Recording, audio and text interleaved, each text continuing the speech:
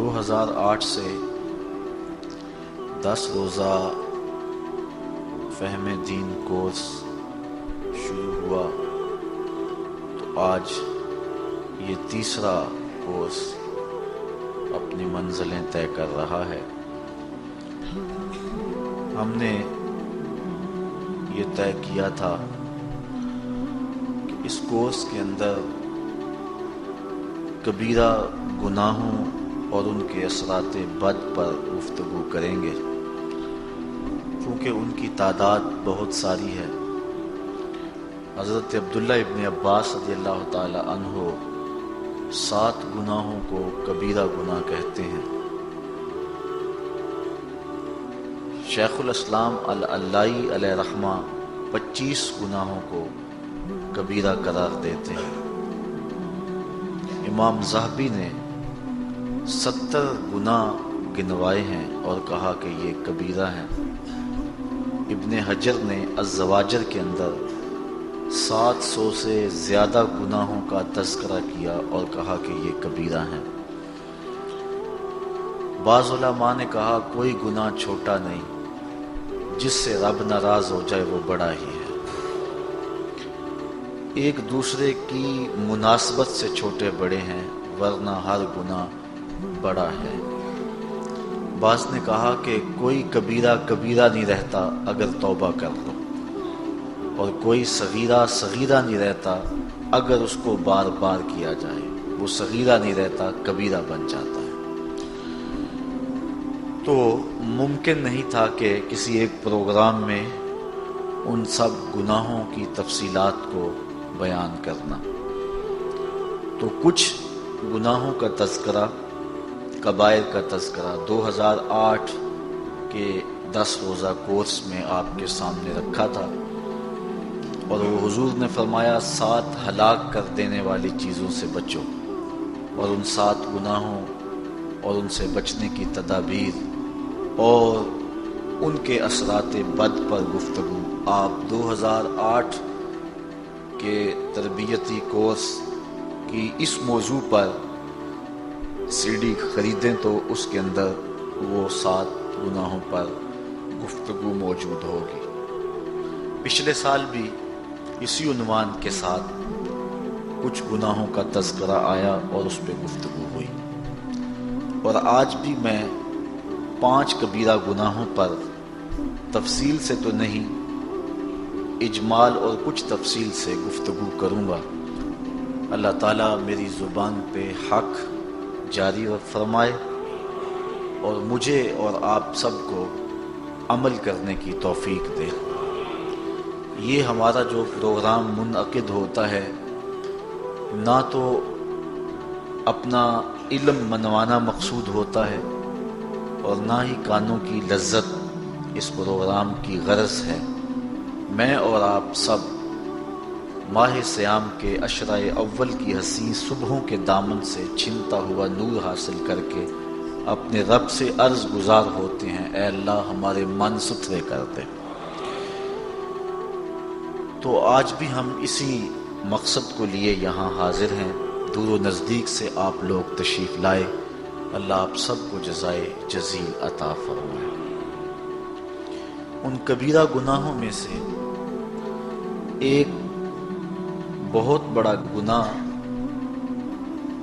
قطع رحم ہے، رشتہ داری کو توڑنا ہے، دوستیوں کو پامال کرنا ہے، انسانیت کی تفریق اور انسانیت کا تشتت اور انسانیت کا اختلاف پیدا کرنا ہے۔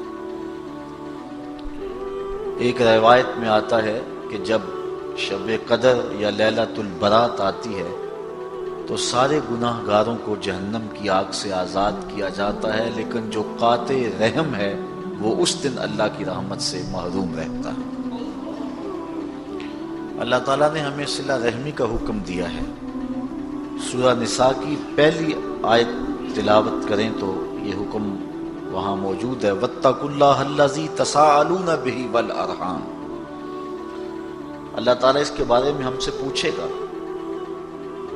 صلہ رحمی کا ہمیں درس دیا گیا ہے، اور جو شخص قطع رحمی کرتا ہے، حدیث میں آتا ہے اور حدیث بھی بخاری و مسلم کی ہے، حضور نے ارشاد فرمایا لا يدخل الجنہ قاطع رحم، جو قطع رحمی کرتا ہے وہ جنت میں داخل نہیں ہوگا۔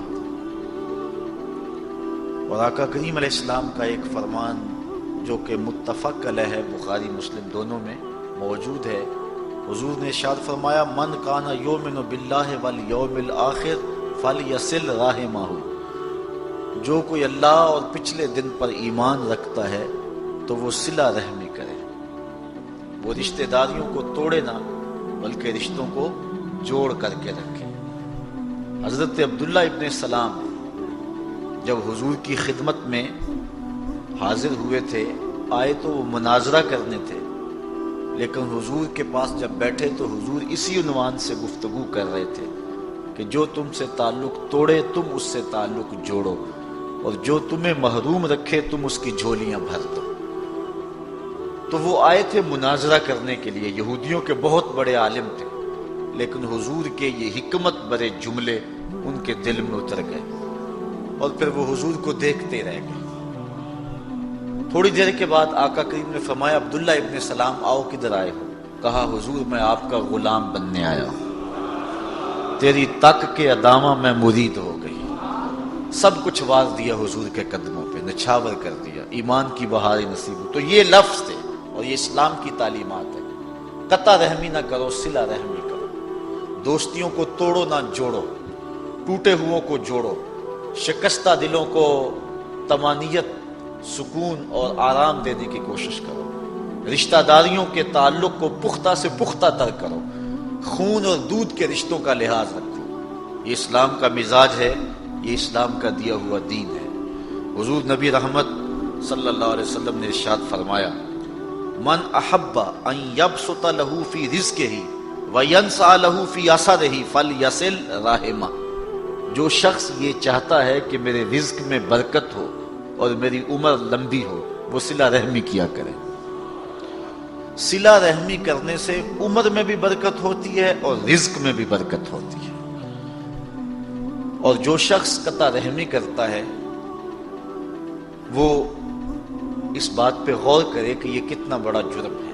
حدیث میں آتا ہے رحم کا تعلق جو ہے جب اس کو پیدا کیا گیا تو عرش کے ساتھ لپٹ گیا، تو اللہ تعالیٰ جل شانہ نے اس کو فرمایا کہ جو تیرے ساتھ جڑے گا میں اس کے ساتھ جڑوں گا، اور جو تیرے سے قطع کرے گا میں اس سے قطع کروں گا۔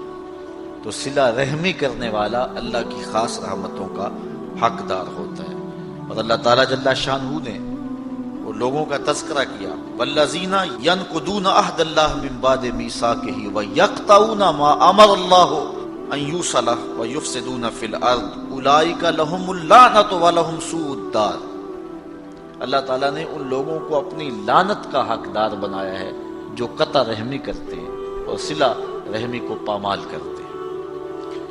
آج جس دور سے ہم گزر رہے ہیں، آج ایک دوسرے کو توڑنے کی اور ایک دوسرے کو جدا کرنے کی کوشش کی جا رہی ہے۔ ہمارے دین کا سبق یہ ہے کہ آپس میں جڑا جائے، محبت کے رشتوں کو مزید مضبوط کیا جائے، رحم کے رشتے، دودھ کے رشتے، ان کو استقامت بخشی جائے۔ کوئی تھوڑی سی بات ہو گئی تو یہ نہیں کہ اس سے الجھاؤ پیدا کر لیا جائے۔ صبر اور ضبط کا مزاج ایک مومن اپنے اندر پیدا کرے اور مقدس رشتوں کو نہ توڑے۔ دوسرا بڑا جرم اور گناہ کبیرہ غیبت ہے۔ صلہ رحمی کو توڑنے کے لیے بھی، ان رشتوں کو پامال کرنے کے لیے بھی غیبت کا ایک اہم کردار ہے۔ اس لیے ہمارے آقا و مولا نے ہمیں غیبت سے بھی منع کیا، اور یہ کبیرہ گناہوں میں بہت بڑا گناہ ہے۔ بلکہ حضور علیہ السلام نے ارشاد فرمایا کہ الغیبۃ اشد من الزنا، کہ جو غیبت ہے وہ زنا سے بھی بدتر ہے۔ اور اس کی وجہ حضور نے یہ بیان فرمائی کہ اگر کوئی شخص بدکاری میں مبتلا ہوتا ہے تو بعد میں توبہ کر لیتا ہے، لیکن غیبت سے توبہ کرنے سے بھی معافی نہیں جب تک جس کی غیبت کی ہے اس سے معافی نہ ملے، اس لیے یہ بدکاری سے بھی بڑا گناہ قرار پاتا ہے۔ اور اللہ تعالیٰ جل شانہ نے قرآن مجید سورہ حجرات کے اندر ارشاد فرمایا وَلَا يَغْتَبْ بَعْضُكُمْ بَعْضًا أَيُحِبُّ أَحَدُكُمْ أَنْ يَأْكُلَ لَحْمَ أَخِيهِ مَيْتًا فَكَرِهْتُمُوهُ، ایک دوسرے کی غیبت نہ کرو۔ کیا تم میں سے کوئی شخص یہ پسند کرتا ہے کہ اپنے بھائی کا گوشت کھائے اور وہ بھی مردہ ہو؟ اور اپنے مردہ بھائی کا گوشت نوچ نوچ کے کوئی شخص کھائے تو کیا تم میں سے کوئی شخص پسند کرتا ہے؟ فَكَرِهْتُمُوهُ، کہا تم اس کو ناپسند کرتے ہو۔ جس طرح مردہ بھائی کا گوشت کھانا ناپسند کرتے ہو، اس طرح غیبت سے بھی اجتناب کرو۔ گویا یہ اپنے مردہ بھائی کے گوشت کو نوچنے والی بات